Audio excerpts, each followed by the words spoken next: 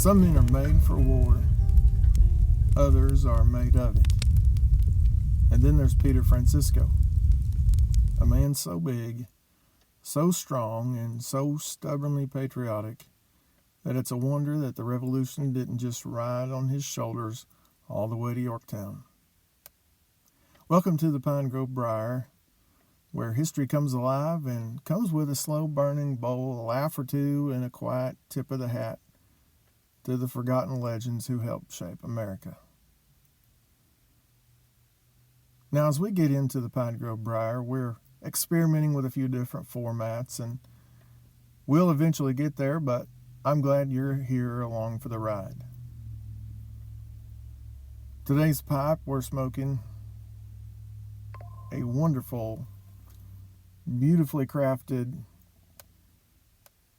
briar pipe from the guys at the Gatlinburg Tobacconist in Gatlinburg, Tennessee, found in the Mountain Mall, and I want to say this on level D. I told you guys that last episode, but I want to remind you of it one more time. It's like stepping back in time when you walk into that store. And I also want to make mention of Lee's Bait and Tackle, found in the Northtown Plaza in Oneida, Tennessee, on top of the 4-lane. And right now, up until Memorial Day, they are giving a 10% discount if you tell them that the Pine Grove Briar sent you. Again, that's 10% discount at Lee's Bait and Tackle, and they make custom plastics. And I promise you they will do you right on the price. So let's get back into the story of today. We're talking about a man named Peter Fransisco. And his story starts in mystery, and one day in 1765, a young boy that only spoke Portuguese was found standing alone on a dock in City Point, Virginia. No parents, no name, just a child in strange clothes. He was probably kidnapped from the Azores and just abandoned. But fate had plans. A local judge took him in. Peter was raised in Virginia, and he grew, and he grew, and grew. By 16, Peter was 6'6" and weighed 260 pounds. A giant by colonial standards. He trained as a blacksmith, and he was forged in fire and steel. And when the revolution sparked, he didn't hesitate. He joined the Continental Army at just 16 years old. Now let's talk about some of Peter's greatest hits. At Brandywine, he bravely fought and was wounded. At Monmouth, he returned to fight again. He was everywhere, and he was a giant among men. At the Battle of Camden, he allegedly rescued a fellow soldier while under fire. Then there's the story, and yes, it's in the historical record, where Peter single-handedly fought off 9 British soldiers, killing 3 and sending the rest running. And here's my favorite part of this story. Let's not forget about the cannon. After a retreat, Peter reportedly lifted a cannon weighing over 1,100 pounds and carried it off of the battlefield just to keep it from getting in the British hands. Most men would have left it. Peter lifted it. George Washington himself is said to have ordered a special sword forged just for Peter, nearly 6 foot long, because standard issue ones just kept snapping under the pressure of his blows. The British didn't know what to do with him. You can't exactly arrest Paul Bunyan in buckled shoes.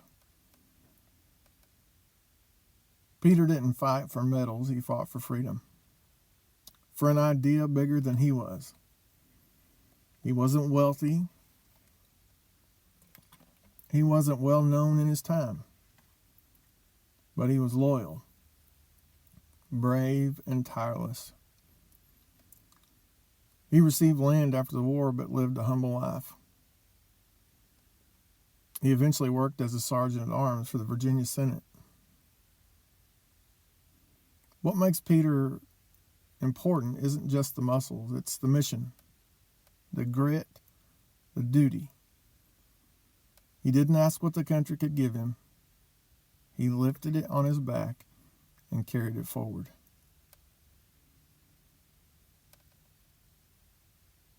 It's a blessing to live in the land of the free and the home of the brave. And we can thank men like Peter Fransisco. It's a blessing to be able to call this country home. We take it for granted so often, and I don't want to take it for granted. I thank God every day that I get to live where I live, that I get to call this country home. I could have been born anywhere in the world. I could have been born in a part of the world that does not know freedom even exists.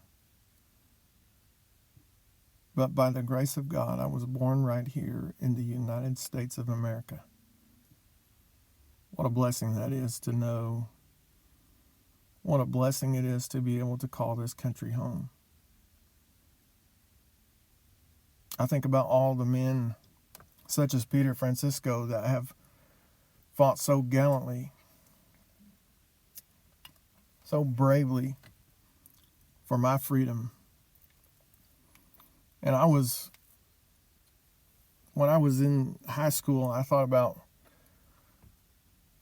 joining the armed forces, and as a matter of fact, tried to join the armed forces. But due to having metal implanted surgically into my back at a very young age, I wasn't accepted. But boy, I sure wanted to be. I'm sure thankful that I have the freedom that I have today. I hope you are too. I hope that you don't take for granted what we have in being able to live in the greatest country on earth. What a blessing that is.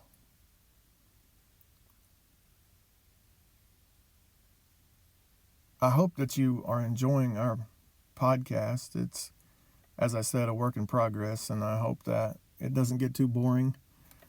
I'm constantly on the lookout for new material, and as we grow, I've got 2 co-hosts that are going to be joining me next week, hopefully, and that should liven up the festivities, if you will. So I hope that you'll enjoy that as well. And along the way, I hope that we're going to be able to have some interviews. And here real soon, we're going to be interviewing a friend of mine, a newly acquainted friend of mine.